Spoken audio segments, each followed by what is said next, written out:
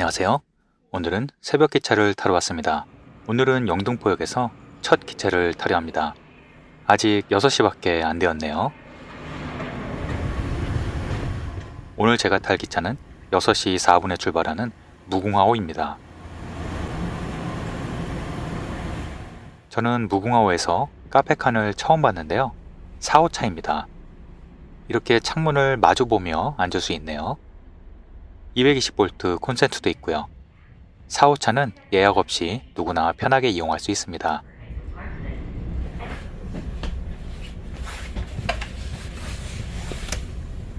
이제 출발합니다. 어젯밤부터 아침까지 빗방울이 떨어지고 있네요. 기차는 대전역을 지나 계속 달려갑니다.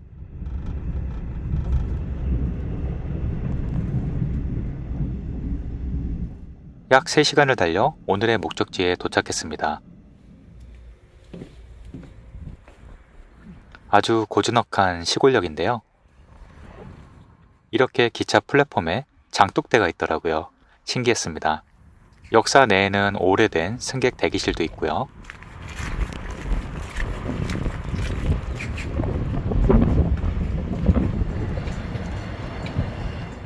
이곳은 충청북도에 있는 황간역입니다.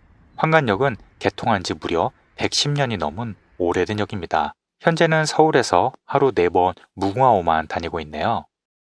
직원이 1명뿐인 작은 기차역이지만 내부는 아기자기합니다. 1905년에 개통한 전통 있는 역이었네요. 그런데 기차역 앞에 아무것도 없어서 잠시 당황했는데요. 마치 시골집의 정원처럼 아기자기하게 꾸며놓았더라고요.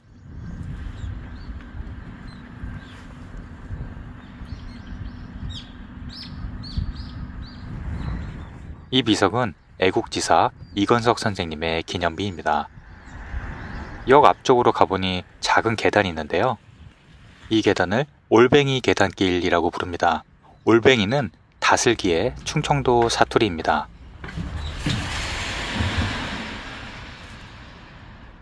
계단을 내려오니 크진 않지만 상가들이 쭉 있었는데요.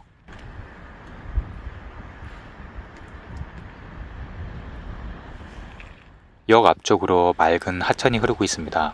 초광천이라고 하네요. 기차역 앞에 하천이 흐르다니 참 낭만적이죠? 황간역 앞에는 많진 않지만 식당과 카페도 있어서 편리했습니다. 큰 편의점도 한 개 있어서 트레킹 갈 때 먹을 간식도 챙겼습니다. 바로 옆으로 올뱅이 거리가 있는데요. 다슬기 요리 전문점이 쭉 붙어 있습니다. 오늘 새벽에 출발해서 아침을 못 먹었는데요. 여기서 맛있게 해결했습니다. 다슬기가 듬뿍 들어간 해장국인데요. 아주 시원하고 맛있었습니다.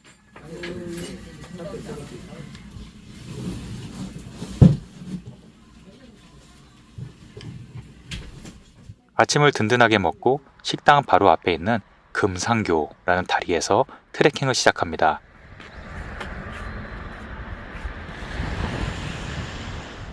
금상교 다리를 건너 왼쪽으로 가시면 됩니다.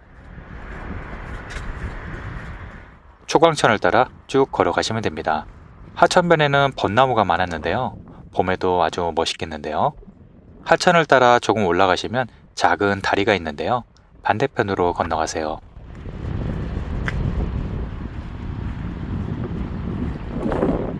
하천물이 얼마나 맑은지 바닥이 그대로 보이더라고요.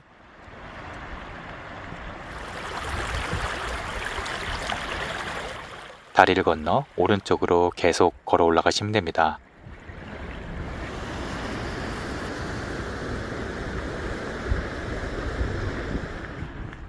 곧 만나게 되는 이 다리는 원류교인데요. 원류교 다리를 건너 왼쪽 샛길로 가시는 게 경치가 좋습니다.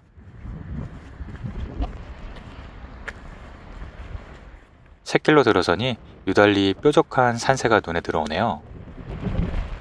그러고 보니 주변을 둘러싼 산들도 모양이 특이한 산들이 많았습니다.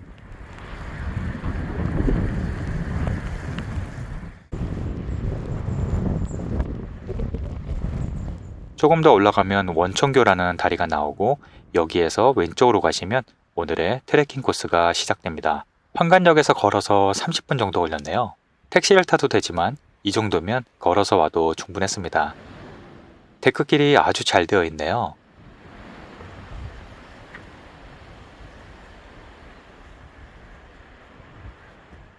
트레킹 코스는 강변 쪽으로 이어집니다. 강변 쪽 길도 정비가 깔끔하게 잘 되어 있네요.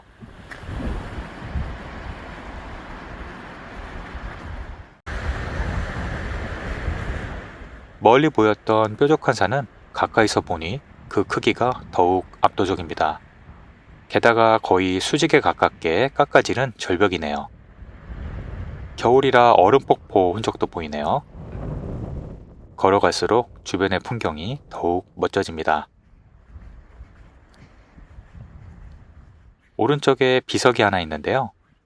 송시열 유허비라고 합니다. 우암 송시열 선생이 이곳에 응거하며 학문을 가리킨 것을 알린 비석이라고 하네요. 정조시대에 세운 비석이라고 합니다. 가히 절경이라고 할 만한 경치를 보니 왜 이곳에서 응거를 했을지 조금 이해가 가네요.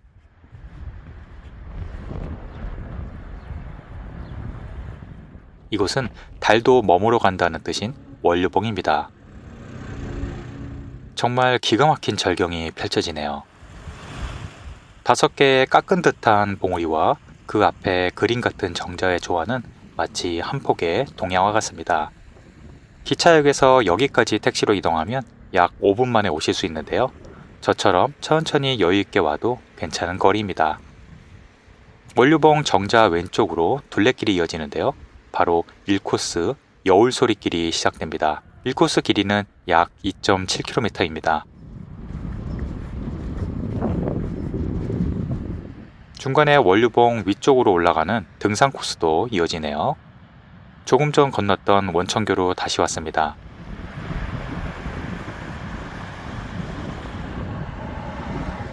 원청교 왼쪽으로 둘레길이 이어지는데요. 저 멀리 절벽에 붙은 아슬아슬한 데크길이 보이시나요? 원천교를 지나 왼쪽으로 둘레길이 이어집니다.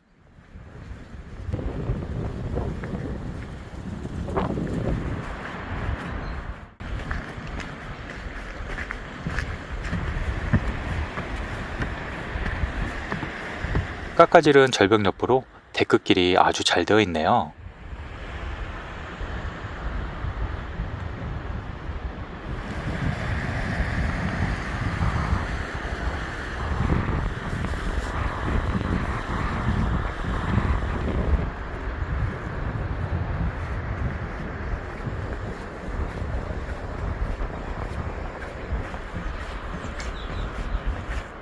바로 옆 하천에는 철새와 오리들이 자주 보입니다.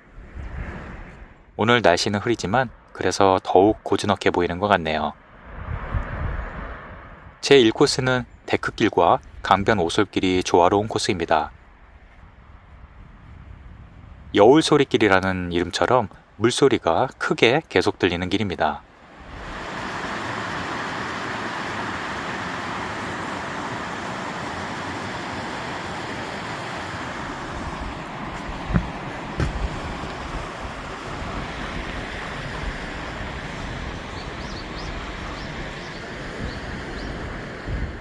이렇게 좋은 글귀도 있어서 개인적으로 기분 좋게 걸을 수 있었네요.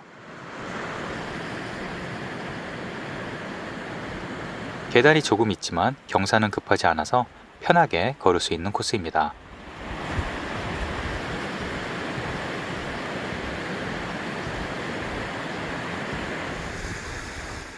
이 코스는 사계절 언제 와도 아주 멋질 것 같네요.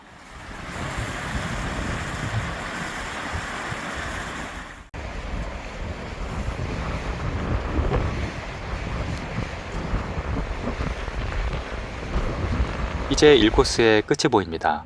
출발한 지 약 40분 정도 걸렸습니다. 1코스 끝에는 화장실도 있고요. 1코스의 끝이자 2코스의 시작은 완정교라는 다리입니다. 완전교를 건너 다리 오른쪽으로 둘레길이 이어집니다.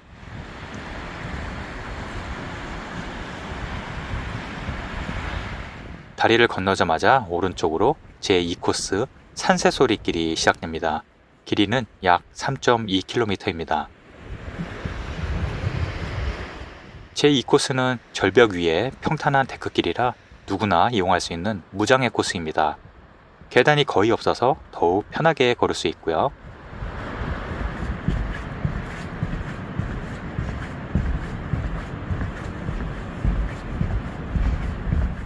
낙석 방지도 잘 되어 있습니다.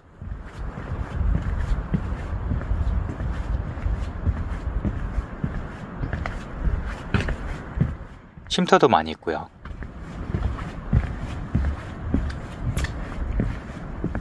오른쪽에 유유히 흐르는 하천은 석천이라고 하네요. 다슬기를 잡는 분들이 많으시더라고요. 날씨도 추운데 정말 대단하시네요. 제2코스는 이렇게 평탄한 데크길을 산책하듯 걸을 수 있습니다. 데크길의 높이는 약 5m 정도로 보기보다 꽤 높아 보이네요.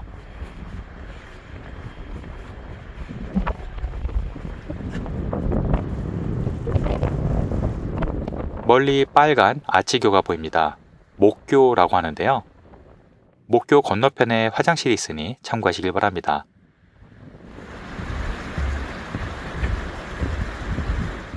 목교를 지나쳐 계속 직진하시면 됩니다.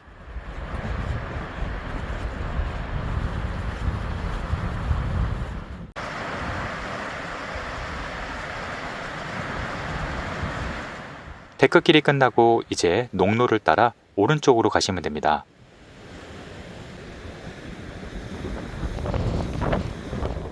여기서부터는 마을을 지나가는 코스인데요. 중간중간 멋진 카페도 있어서 잠시 쉬었다 가기 좋았습니다.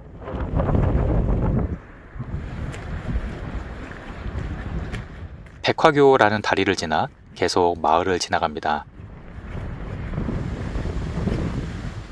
마을을 지나고 나면 이제 제3코스 풍경소리길이 시작됩니다. 길이는 약 2.5km입니다. 제3코스는 데크길이 없는 자연 친화적인 코스인데요. 1코스, 2코스와는 전혀 다른 분위기죠.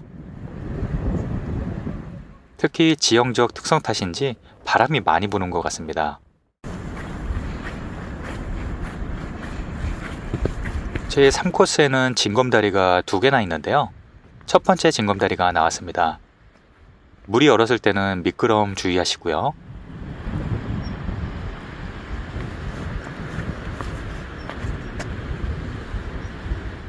경치가 아주 시원하죠?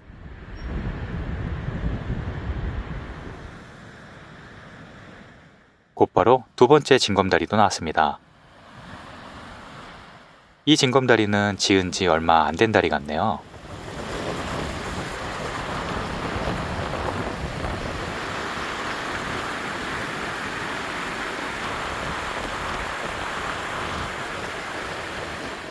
징검다리를 건너 왼쪽으로 올라가시면 됩니다.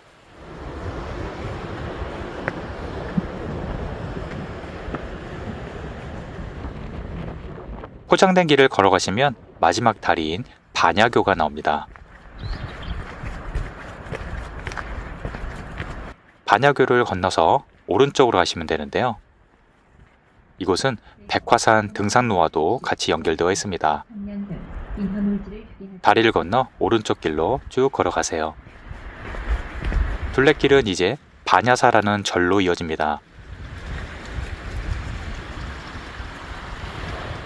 그런데 반야사로 가는 길이 정말 멋진데요.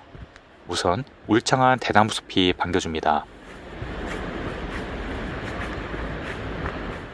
대나무가 어찌나 울창한지 하늘이 안 보일 지경이네요. 호랑이라도 한 마리 튀어나올 분위기죠. 한겨울의 푸른 대나무 숲은 정말 예상치 못했는데요. 기분 좋은 만남이었습니다.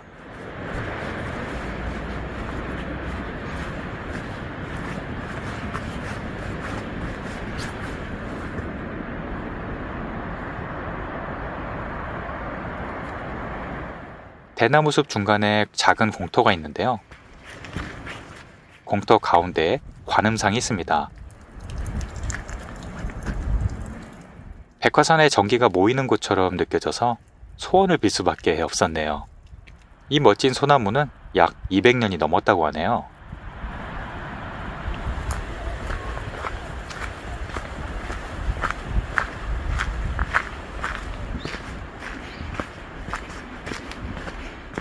대나무 숲을 지나면 드디어 저 멀리 반야사가 보입니다.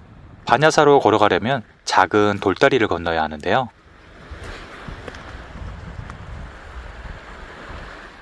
원류봉에서 출발한 지 약 3시간 정도 걸렸습니다. 원류봉 둘레길의 종점은 반야사입니다. 반야사는 신라시대 원효대사가 창건했다는 얘기가 전해지는 천년고찰인데요. 사실 더 유명한 것은 따로 있습니다. 이 그림에서 보듯 산에 호랑이 그림이 있는데요. 자연적으로 흘러내린 돌 무더기의 모양이 마치 꼬리를 세운 호랑이처럼 보인다 하여 반야사를 호랑이절이라고 부르기도 합니다. 지금은 겨울이라 나뭇잎이 없어서 잘 안 보이지만 그래도 자세히 보면 호랑이 모양을 확인할 수 있었습니다. 보물 1372로 3층 석탑도 있고요. 그리고 템플스테이도 운영 중입니다. 이곳 반야사에 오면 문수전을 놓치면 안 되는데요.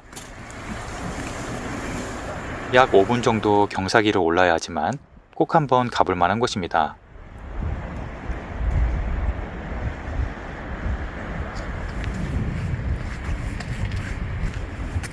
만경대라고 부르는 깎아지른 절벽 위에 아슬아슬하게 세워진 문수전입니다.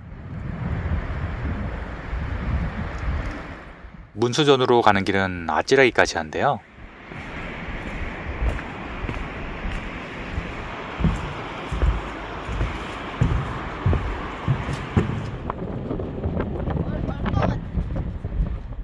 이곳에서 내려다보는 풍경은 가히 일품입니다. 어떻게 이런 곳에 사찰을 세웠는지 신기할 따름이네요.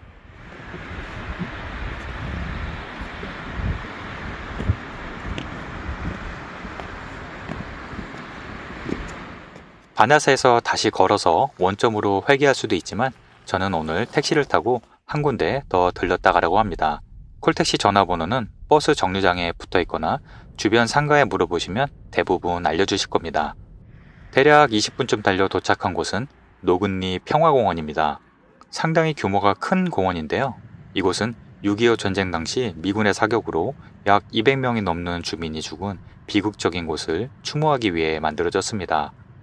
공원에는 여러 상징적인 동상들이 세워져 있는데요.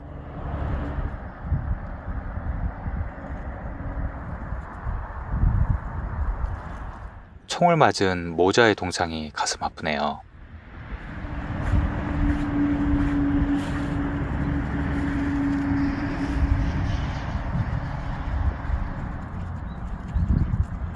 평화의 공원 길 건너편에 비극적인 일이 있었던 쌍굴 다리가 있습니다.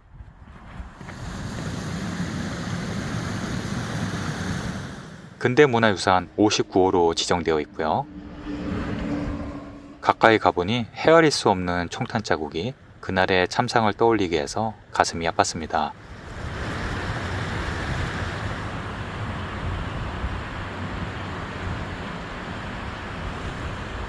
다시는 없어야 할 비극이 아닐 수 없네요.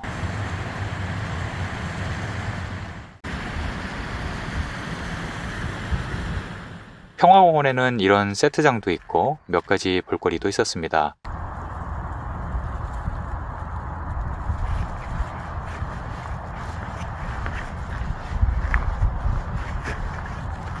지하로 이어지는 기념관에는 당시 관련 자료와 터널도 재현해 놓았네요.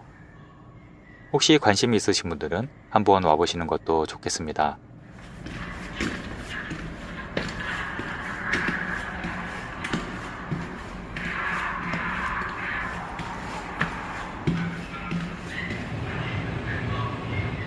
현관면은 대중교통이 좋지 않아 택시를 주로 이용하는데요. 운 좋게 버스가 와서 탈 수 있었습니다. 제가 탄 버스는 642번이었는데요. 2시 50분 정도에 탑승했지만 정확한 시간은 아닌 것 같네요. 약 5분 정도 걸려 황간역에 다시 돌아왔습니다. 저는 언제나 여행의 마무리는 지역 특산물로 식사를 하는데요. 오늘은 올뱅이전과 특산 막걸리로 맛있고 든든하게 해결했습니다. 트레킹 후 마시는 한 잔은 대중교통을 이용한 여행객의 최고의 장점이죠.